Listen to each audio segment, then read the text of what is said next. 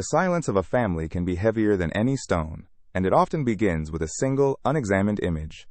In the dry, quiet heat of a late spring afternoon in 2023, Ana Rojas lifted the lid from a small, dark wooden box she had found tucked away in the back of a linen closet. A cultural historian by trade and a de la Cruz by blood, she was meticulously archiving what remained of her family's past within the thick adobe walls of the old, restored hacienda. Inside the box, nestled in faded velvet, lay a handful of daguerreotypes, their silvered surfaces like small, captured ghosts. One, in particular, held her gaze. It was a formal portrait of two young women, her ancestors, their images preserved with an almost unnerving clarity, a frozen moment that had radiated a quiet sorrow through her family for over a century and a half. The photograph was taken on September 14, 1861, on the sun-baked grounds of the very hacienda where Ana now stood. The location was just outside Tlacolula de Matamoros, in the vast, rugged valley of Oaxaca. In the frame, two sisters stand near the hacienda's main gate. The younger one, Elena de la Cruz, 17 years old, looks just past the camera, a dreamy, almost defiant light in her dark eyes. Beside her stands Isabella, 20, her gaze lowered, her posture a study in pious stillness. The image was a simple test shot, taken by a photographer from Oaxaca City, who had arrived a day early to prepare for Elena's wedding, a wedding that would never take place. This single photograph was the last known image of Elena, taken just hours before she vanished forever, leaving behind nothing but her wedding dress and a silence that would consume her family. Life for the De la Cruz family in 1861 was governed by the sun and the church. Their world was the hacienda, a self-contained universe of whitewashed walls and red-tiled roofs, surrounded by an endless sea of blue-green maguey plants. Their father, Mateo de la Cruz, was a stern, respected hacendado who managed his agave fields with an iron will. Their mother, Sofia, was a woman whose faith was as deep and unyielding as the walk on earth, her days structured around prayer and the preservation of her family's standing. The air itself seemed thick with tradition, carrying the sweet, smoky scent of mezcal production from neighboring distilleries and the low hum of Zapotec, spoken by the workers in the fields. It was a life of rigid order, where every action was prescribed, a world teetering on the edge of change as whispers of war and foreign intervention drifted over the Sierra Madre Mountains. In the De la Cruz household, life moved to the unyielding rhythm of the Oaxacan sun and the solemn toll of the church bells from Tlacolula. Mornings began in the pre-dawn chill, the air still thick with the scent of damp earth and night-blooming jasmine. Sofia would lead her daughters in prayer, their soft whispers mingling with the distant crowing of roosters and the first stirrings of the hacienda staff. Mateo, a man whose silence was as commanding as any shout, would already be gone, a stoic figure disappearing into the vast blue-green ocean of maguey that was his kingdom. The daily air carried the sweet, smoky perfume of baked agave from the Palenque's asterisk nearby, a constant reminder of the family's livelihood, and the low, musical hum of Zapotec spoken by the workers as they began their long day in the fields. Elena, though bound by the same routines, lived in a world of her own creation. She performed her domestic duties with a surface-level obedience, her hands moving mechanically as she ground maize for tortillas or sorted dried chiles in the cool, dark kitchen. But her mind was always elsewhere. She would steal moments to herself in the farthest corner of the walled garden, sketching the twisted limbs of an old mesquite tree in a small, hidden notebook. Or she would lose herself in the pages of a book borrowed in secret from the priest, its romantic verses, a stark contrast to the rigid piety of her home. These were small, quiet rebellions, fleeting escapes from the life that had been so carefully arranged for her, a life that felt increasingly like a beautiful, sun-drenched prison. Isabella was her sister's shadow, a creature of the indoors, most at home in the quiet solitude of the sewing room. While Elena's spirit roamed the fields, Isabella's world was contained in the precise, rhythmic plunge of a needle through fine Spanish linen. Her fingers, nimble and sure, worked tirelessly on the intricate embroidery of Elena's wedding dress, each stitch a tiny, perfect prayer for her sister's happiness. She was observant and deeply pragmatic, her quiet nature often mistaken for simple piety. She would watch Elena with an expression of profound, complicated love, a mixture of admiration for her sister's untamable spirit and a deep, anxious worry for where that spirit might lead her. Isabella understood the rules of their world, and she knew Elena was always testing their boundaries. Their bond was woven from these contrasts, a tapestry of shared secrets and unspoken tensions. In the late afternoons, after the day's main work was done, they would walk together under the arches of the long veranda, the air cooling as the sun dipped behind the mountains. Elena would speak in hushed, excited tones about a world beyond the valley, a world she only knew from books, her eyes shining with a fierce, desperate light. Isabella would listen, her gaze fixed on the worn terracotta tiles, her responses calm and measured. She would gently remind Elena of her duties, of the honor of her match with Javier Montoya, of the stability it would bring. In those moments, a shadow would cross Elena's face, a flicker of resignation that Isabella saw and felt like a physical blow.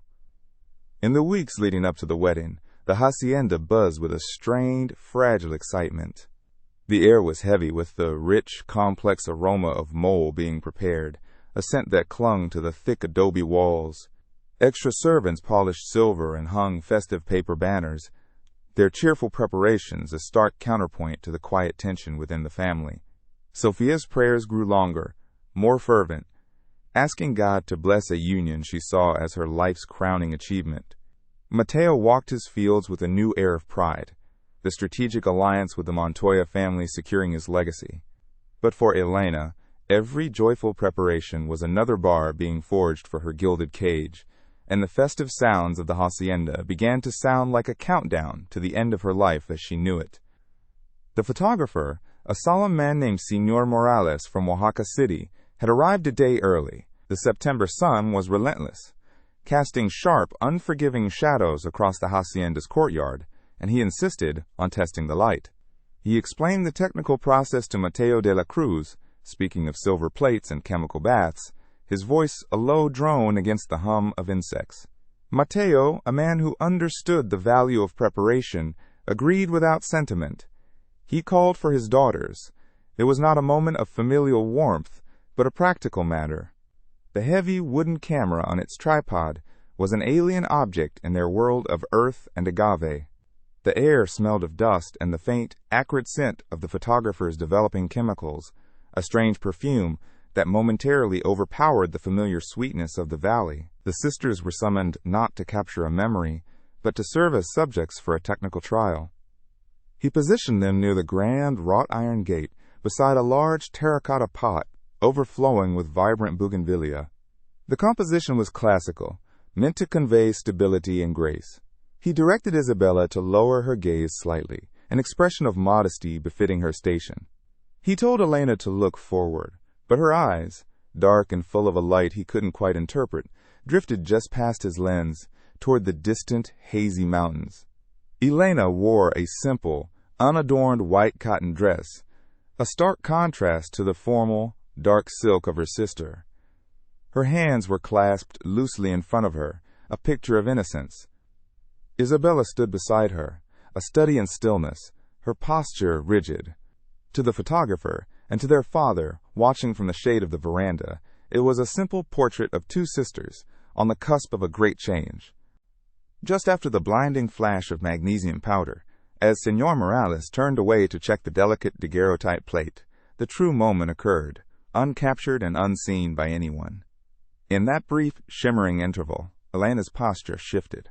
She turned her body almost imperceptibly toward Isabella, breaking the formal pose. Her expression, no longer dreamy, became one of sharp, focused determination. Her right hand, which had been resting at her side, moved with a swift, hidden motion, the fabric of her white dress rustling softly. Isabella's hand met hers for a fraction of a second, in the deep shadow cast by the terracotta pot. It was a movement so slight, so fleeting, that it registered as nothing more than a sisterly touch, a gesture of reassurance before a wedding. Mateo was already discussing payment with the photographer. No one else was watching.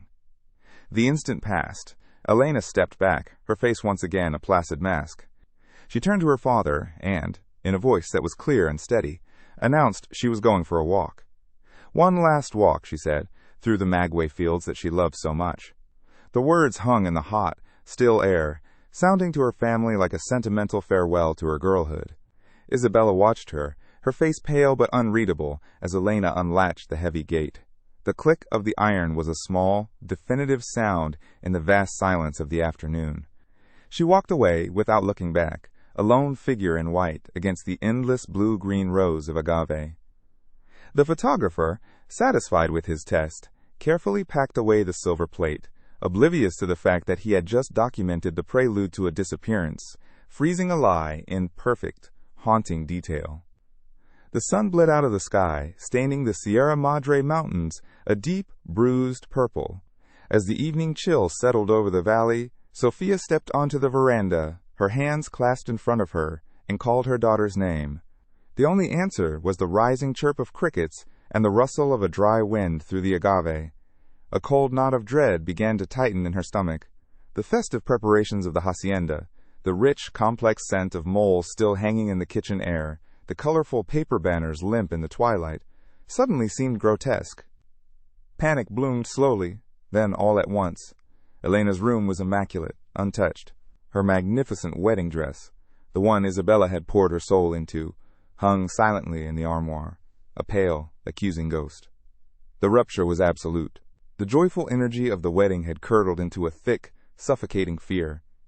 That night, the Maguey fields became a labyrinth of terror.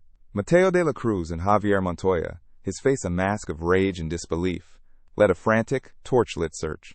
The flickering orange light cast long, dancing shadows that made the sharp agave leaves look like 1,000 waiting blades. Their shouts of "Elena" echoed across the vast dark landscape, swallowed by the immense indifference of the Oaxacan night. The hacienda's workers, their faces etched with a familiar, weary fear, followed them with machetes in hand, hacking at the undergrowth. The air smelled of pine resin from the torches, sweat, and the damp, earthy scent of the valley floor. They searched until their voices were raw, and their hope had frayed into a dull, aching despair, finding nothing but silence and the cold promise of dawn. News of the disappearance traveled on the morning wind, reaching Tlacolula before the market had even fully opened. The community's reaction was a swift, suffocating wave of sympathy, laced with an undercurrent of morbid curiosity. Neighbors arrived at the hacienda bearing clay pots of food and solemn condolences, their eyes scanning the house, the family's faces, searching for cracks in the story. In the town's Zocalo, beneath the shade of the laurel trees, theories spread like wildfire. Some said it was bandits, loyal to the old conservative regime, who had taken her from the road. Others whispered of a jaguar, a beast from the mountains. The quiet, unspoken fear was that Elena, with her dreamy eyes and restless spirit, had not been taken at all, but had simply walked away from it all. The most scandalous theory, the one whispered with a mix of pity and scorn, was that Elena had run off with a secret lover. This possibility was a devastating blow, a stain of dishonor that would cling to both the De La Cruz and Montoya families for generations. The Montoyas, their pride shattered, acted swiftly. Their public support vanished, replaced by a cold, stony silence. Javier never returned to the hacienda. The strategic alliance, so carefully built by Mateo, crumbled into a bitter, unspoken feud between the two properties. The De La Cruz family was suddenly isolated, their tragedy compounded by public shame. Mateo's proud, stern face seemed to age a decade in a matter of days, the lines around his eyes deepening into ravines of grief and humiliation. The official response was a mirror of the era's chaos. The local authorities, their resources stretched thin by the political turmoil still simmering after the Reform War, conducted a cursory investigation. They questioned a distraught Sophia, a grim Mateo, and the hacienda staff, their questions perfunctory. Padre Miguel, the priest from Tlacolula, held vigils, his sermons walking a fine line between offering divine comfort and subtly warning his congregation against the sins of youthful rebellion and vanity. With no body, no witnesses, and no ransom note, the authorities quickly declared it a probable abduction with no viable leads. The case was closed, leaving the De La Cruz family adrift in a sea of unanswered questions, their loss officially recorded but utterly unresolved. Through it all, Isabella remained the silent, frozen center of the storm. She moved through the grand, now hollow rooms of the hacienda like a wraith, her face a pale, unreadable mask. When questioned by the authorities, comforted by relatives, or pleaded with by her own mother, her response was always the same. It came out as a hollow, toneless whisper, her eyes fixed on some distant point beyond the walls of the room. She went for a walk. She never came back. Her refusal or inability to say more was universally understood as the profound, shattering effect of trauma. Her silence was seen as a protective shell, the natural reaction of a sister who had witnessed the prelude to an unbearable loss. No one thought to question it. It became the first stone in the foundation of a silence that would last for over a century. The years began to settle like layers of fine, red Oaxacan dust, each one adding to the weight of the silence. The De la Cruz Hacienda, once a place of bustling, hopeful preparation, became a mausoleum of unspoken grief. Elena's bedroom was preserved just as she had left it, a perfect, heartbreaking tableau locked in time. Her simple cotton dresses still hung in the armoire beside the ghostly white of her wedding gown, and a thin film of dust slowly coated the small, hidden notebook of sketches she had left behind on her nightstand. Each year, on the 14th of September, an extra place was set at the dinner table, a ritual of remembrance that grew more hollow and painful with every passing season. Sophia's devout prayers lost their hopeful fervor, becoming a monotonous litany of sorrow. Mateo's stern silence deepened, his walks through the maguey fields no longer a source of pride, but a grim pilgrimage through the landscape of his failure. Isabella became the living embodiment of that frozen moment. She moved through the decades as a quiet, dutiful spinster, her life forever defined by the sister who vanished. The vibrant young woman in the daguerreotype faded, replaced by a figure of perpetual mourning, her dark hair eventually streaked with silver, her back stooped from the weight of a secret no one ever suspected she carried. She continued her needlework, her hands mending worn linens and farm hands, shirts with the same precise, rhythmic stitches she had once used on the magnificent wedding dress. She never married, politely deflecting the few offers that came her way in the early years. To the family and the few neighbors who remained, she was a saint of sorrow, a woman whose life had been sacrificed on the altar of her sister's tragedy. Her profound silence was her shield and her lifelong prison. The original witnesses to the tragedy were eventually claimed by time. Sophia passed first, her final years spent gazing out from the veranda toward the fields, as if still expecting to see a figure in white walking back toward the gate. Mateo followed a few years later, a man ultimately broken by a grief that had eroded his iron will. The hacienda itself weathered, its whitewashed walls stained by seasons of rain, its future uncertain, until a nephew from a distant branch of the family took it over. The story of Elena, La Desaparecida, passed from a raw, open wound into a melancholic family legend. The sharp edges of the event softened with each telling. Names were misremembered, details blurred. What remained was the inherited feeling of the loss, a foundational sorrow that became part of the De la Cruz identity, a quiet ache passed down through blood.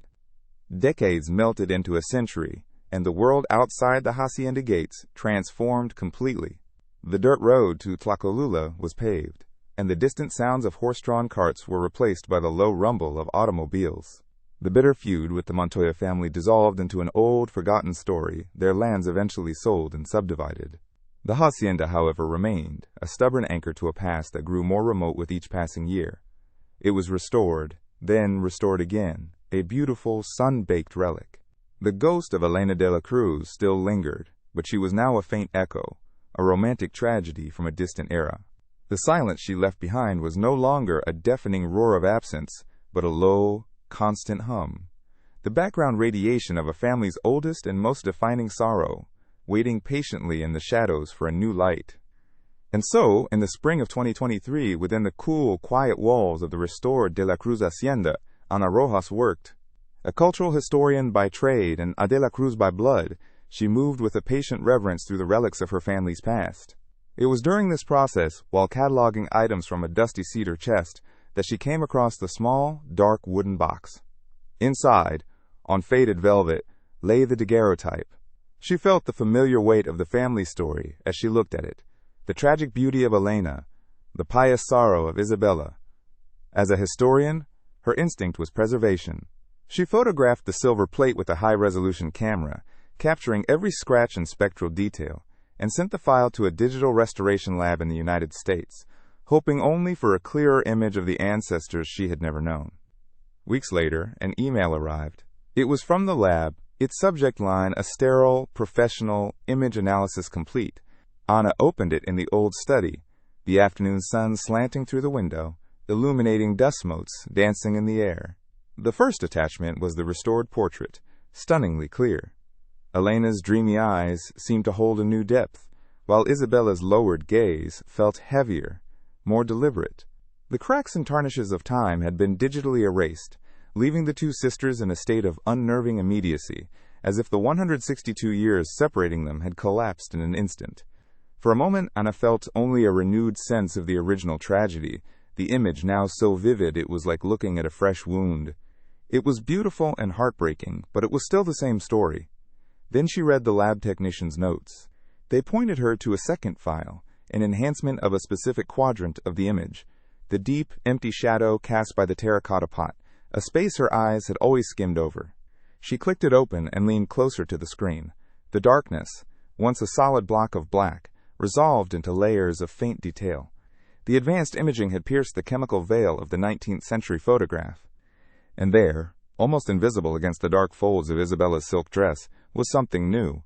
In Elena's right hand, the one that had always appeared to be resting innocently at her side, was the distinct, undeniable shape of a thin leather strap, clutched tightly. It was the strap of a satchel, a traveler's bag. Her hand wasn't relaxed. It was gripping. A cold wave washed over Anna. She opened the third and final enhanced image. It focused on the tiny space where the sisters' hands almost met. In the original, it was a meaningless blur. Here, it was a frozen moment of breathtaking clarity. The technology had captured the split second of motion that had occurred just after the magnesium flash. Isabella's hand was not reaching out to comfort her sister. It was pushing something into Elena's waiting palm. A small, dark pouch, its drawstring pulled tight, its shape suggesting the heft of coins. It was a purse, a payment. It was the funding for a journey. This wasn't a portrait of two sisters on the eve of a wedding. It was a document of a conspiracy, a silent, loving transfer of the means for escape. The entire family history fractured and reassembled itself in that instant. Anna stared at the screen, her breath caught in her chest. The century and a half of mourning for a lost, tragic victim was a lie. Elena was not a victim. She was a fugitive, a woman who chose to run rather than be caged. And the true tragedy, the one that had been hidden in plain sight, belonged to Isabella. The quiet, pious sister, the living saint of sorrow, was the architect of the escape. She had provided the funds, kept the secret, and then performed a perfect, lifelong pantomime of grief to protect the sister she had set free. The silence that defined the De la Cruz family was not born of absence, but of a fierce, unbreakable, and agonizing loyalty. Anna did not share the discovery. The revelation was too immense, too sacred, to be turned into a new family anecdote. It was a secret she now shared only with Isabella, a silent pact across a century of dust. The weight of her family's history shifted onto her shoulders, no longer a burden of sorrow for a lost girl, but a profound, aching respect for a woman who had orchestrated an escape and then stood guard over it for 64 years.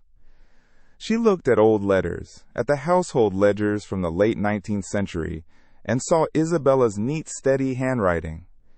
Every entry, every purchase, every quiet detail of her life was now recontextualized, not as pious duty, but as a masterful, lifelong performance. The silence of the hacienda was no longer empty.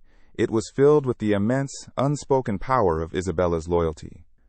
The following Sunday, Anna drove the quiet, paved road to Tlacolula.